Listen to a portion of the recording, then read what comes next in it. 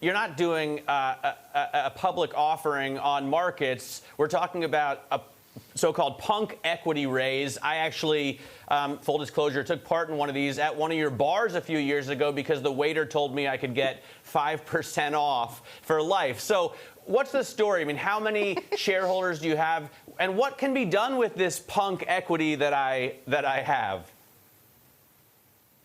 So we are quite unique as a business. We're part owned by a community of 150,000. We call them equity punks based all over the planet. So they're investors, but they're also the heart and soul of our business. And we've been on a mission to become more sustainable. 2 weeks ago that we announced that we're the world's first carbon negative beer. So we now take twice the carbon out of the air that we emit every single year, meaning every time someone has one of our beers, our planet gets less carbon. And now we want to do even more and take our community with us on this sustainability journey. So we are launching Equity for Punks tomorrow, a new type of crowdfunding where every single penny that is invested goes directly into sustainability initiatives to help us become even more sustainable as a business and to help us reduce the carbon emissions that we have. So good morning to you, James. So that's why you're doing it. That's why you're raising the money. What about the underlying business at this point then? We've had this new rule of 6 introduced in the UK, so no gatherings of more than 6. Pubs at the moment can still stay open through that. But are you concerned that pubs are going to have to close again in the UK as we head into the winter? It's definitely been a very topsy-turvy year for our business, and I think it's been challenging for all businesses, but so far we're coming through the storm slightly better than we anticipated. Our sales in the off-trade, so supermarkets and stores, has been fantastic. Our e-commerce business is now 12 times bigger than it was this time last year. And the bounce back that we're seeing in hospitality is slightly better than we had expected. And that's kind of true for our locations in the UK and our locations internationally. There's a lot of unknowns at the moment. There's a threat of a second wave, but as it stands, we're kind of positioned to post a year of strong growth, and our business is in very good shape considering all the challenges this year. You know, being that I'm from Columbus, Ohio, and now I live here in Berlin, both places where you have breweries and bars, I spend a lot of time in your establishments. I heard that you're going to start or have already started franchising these bars, which worries me a little because I like the way they are now. How do you ensure... Well, first, tell me about the franchise plan. And second, how do you ensure that they remain sort of the same standard of quality?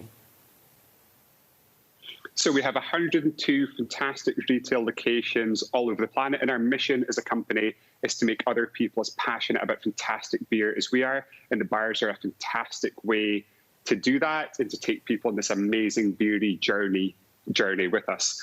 At the moment, about 10 of our locations are franchised, and we work so hard with the franchise partners to make sure they focus on the things that are so valuable to us. They continue to share profits with the team. We focus on fantastic staff who are passionate, who are evangelical about amazing beer, and we've got really good contracts and agreements in place to ensure that we maintain that standard. So for us, there should be no difference at all in visiting one of our international locations, which we own and operate, and one operated by our fantastic franchise partners.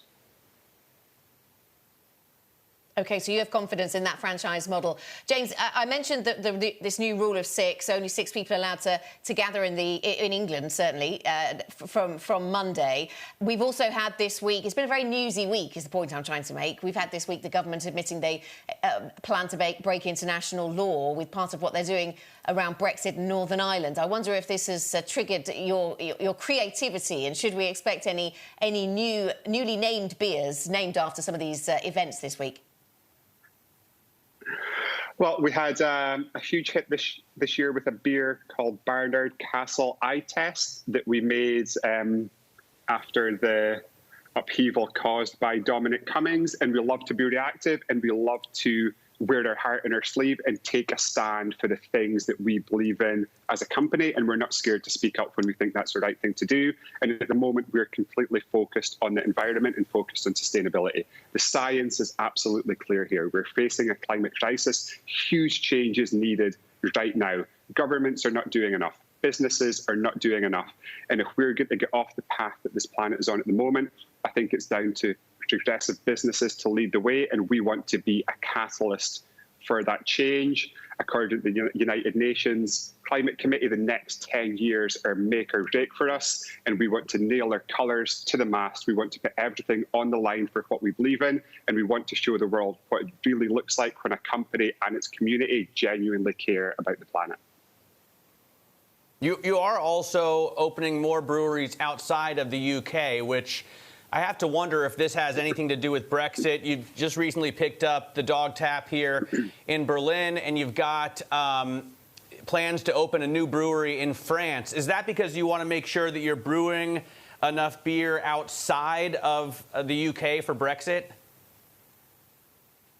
It's a great question, and there's kind of two parts of the kind of rationale behind that strategy. So firstly, we want to make beer closer to where our customers are. So we make beer in the UK, we make beer in Germany, we make beer in Columbus, Ohio, we make beer in Australia. And that means we're shipping ingredients and beer less distance. It's better for the planet. It costs less for the customer, and the beer is fresher when they enjoy it. And also with what we've done in Berlin, what we're looking to do in France, there's so much uncertainty in Europe at the moment. So much of our business is in mainland Europe. And at the moment, that's supplied from Scotland. So being able to make beer in Germany and France is better for the planet and allows us to be flexible as a business, because it's very uncertain what's going to happen with kind of trading cross borders from Scotland into Europe at the moment.